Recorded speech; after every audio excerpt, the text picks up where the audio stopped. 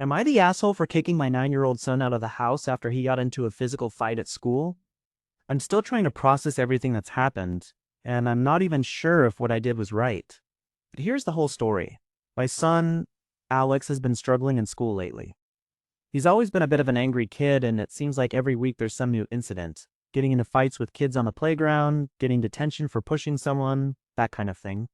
My wife and I have tried to talk to him about it, but nothing seems to be working. We've even taken him to see a therapist, but he just gets mad at us when we bring it up. So yesterday was no different. Came home from school looking like he'd been crying. My wife asked him what happened. He mumbled something about getting into a fight with some kid in his class and that the teacher took him aside to talk about it. We tried to get more out of him, but he just clammed up. My wife and I exchanged a look. We both knew this was going to be a long night. We sat down with Alex and asked him to tell us what happened. At first, he wouldn't say anything, but eventually he started talking.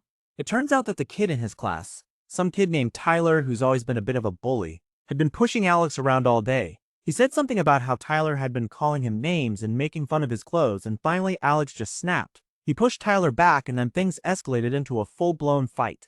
Now, I'm not saying that what Alex did was right, but at the same time, can you blame him? I mean, who would want to deal with some kid calling them names every day? It sounds like a real nightmare. But anyway, here's where things get complicated. When Alex finished telling us his side of the story, we decided that he needed a consequence for what he'd done. We sat down and talked about how violence is never okay and how he needs to learn to control himself better. But then something snapped inside me. I don't know if it was just the stress of dealing with this crap all day or what, but suddenly I felt like I was at my wit's end. I looked over at Alex, who was sitting there looking guilty and scared, and I just lost it. I stood up and told him that he needed to get out, not just for the fight, but because of everything else too.